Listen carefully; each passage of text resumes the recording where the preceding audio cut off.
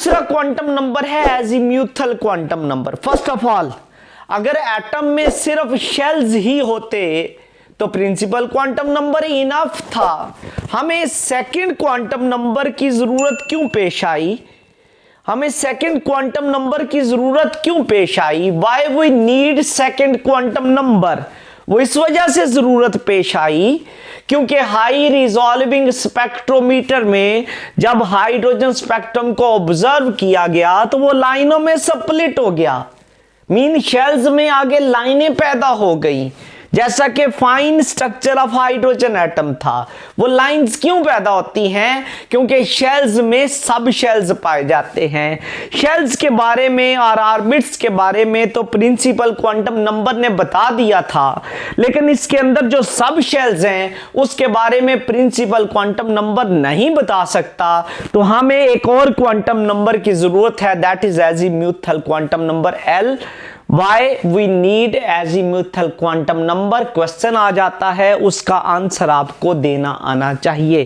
तो ये हमें क्या बताता है? नंबर 1, इसकी वैल्यू किस पे डिपेंड करती है? इसकी वैल्यू प्रिंसिपल क्वांटम नंबर पे डिपेंड करती है। और कैसे डिपेंड करती? इसकी वैल्यू प्रिंसिपल क्वांटम नंबर पे डिपेंड करती है और इसकी वैल्यू 0 से शुरू होती है। कहां तक जाएगी? अगर प्रिंसिपल क्वांटम नंबर की वैल्यू से 1 है तो एजीम्यूथल क्वांटम नंबर की वैल्यू कितनी होगी? L की वैल्यू होगी फिर 0, मीन जो n की वैल्यू होगी 0 से शुरू होगा और उससे एक दर्जे कम रहेगी। से n की वैल्यू 2 है तो L की वैल्यू कितनी होगी? L की वैल्यू होगी 0 and 1। अगर n की वैल्यू 3 है तो L की वैल्यू होगी 0, 1 and 2। अगर n की वैल्यू 4 है तो L की वैल्यू होगी 0, 1, 2 and 3। मीन हमेशा शुरू इसने किससे होना है? 0 से। और जाना कहां तक है? n से एक दर्जे नीचे रहना है। n1 है तो L0, n2 है L0 and 1, n3 है L0, 1, 2 है, n4 है तो L0, 1, 2, 3 आ जाएगा। 4 नहीं होगा, उससे एक दर्जे कम रहेगा। और ये हमें बताता है क्या इसकी इंपॉर्टेंस है? नंबर 1 कि ये हमें बताता है किसी भी शेल में कितने सब शेल्स होंगे और किसी भी शेल में कितने सब शेल्स हो सकते हैं। ये हमें पता चलता है from the value of L। अगर L की वैल्यू 1 है तो उस शेल में एक ही सब शेल होगा। अगर L की वैल्यू 0 होगी तो वो सब शेल्स को हम नाम देते हैं S सब शेल। L की वैल्यू 1 होगी तो वो P सब शेल कहलाता है। L की वैल्यू 2 होगी तो वो हमारे पास क्या कहलाता है? D सब शेल। और L की वैल्यू 3 होगी तो वो क्या कहलाता है? F सब शेल।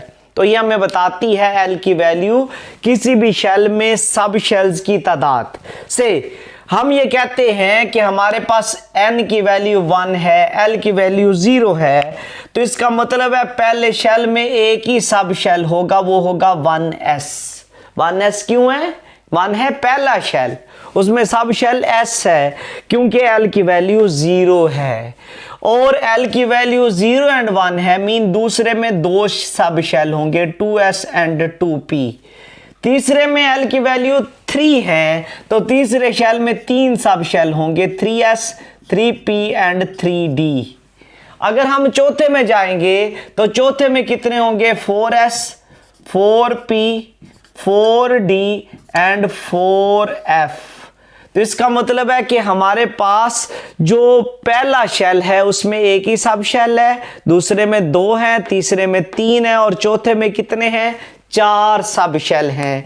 तो ये सब शेल्स की वैल्यूज किससे पता चलती है? From the value of L। और L की वैल्यू किस पे डिपेंड करती है? n पर, प्रिंसिपल क्वांटम नंबर पर। एक तो ये हमें बताता है कि किसी भी शेल में कितने सब शेल्स होंगे।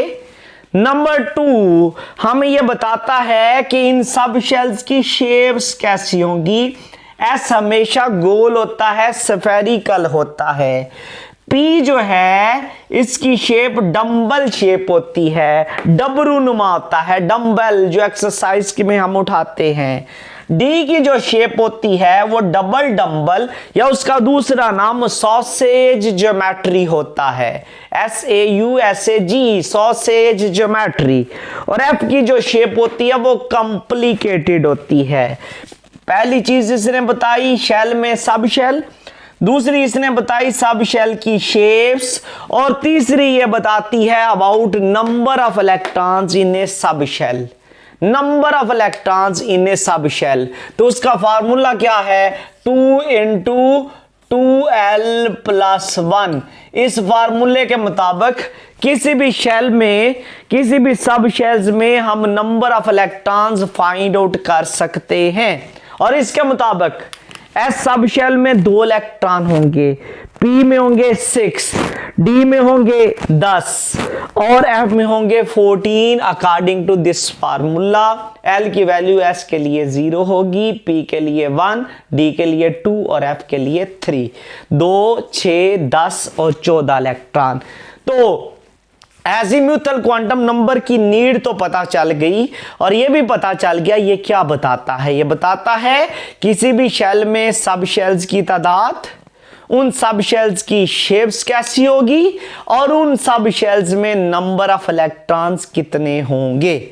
ये तो थे 2 क्वांटम नंबर। अब डियर स्पेक्टेटर्स, हमें जरूरत पेश आ गई तीसरे क्वांटम नंबर की। ये जो दूसरा क्वांटम नंबर है, देखें ये लाइंस कैसे पैदा हो रही हैं। पहले शेल में एक ही लाइन पैदा हो रही है, मीन उसमें एक ही सब शेल है। दूसरे में गए थे तो 2 लाइनें पैदा हो रही थी। 2 लाइनों का मतलब है दूसरे में सब शेल्स 2 हैं। और तीसरे में गए थे तो 3 लाइनें पैदा हो रही थी, इसका मतलब है तीसरे में सब शेल्स कितने हैं, 3 हैं। और जब चौथे में गए थे तो 4 लाइनें पैदा हो रही थी, इसका मतलब है उसमें सब शेल्स कितने हैं, चौथे शेल में 4 सब शेल्स है। तो सब शेल्स की तादाद लाइनों से पता चल जाती है। जो फाइन स्ट्रक्चर पैदा होता है इस वजह से पैदा होता है कि शेल्स आगे तकसीम हो जाते हैं, किन में, सब शेल्स में।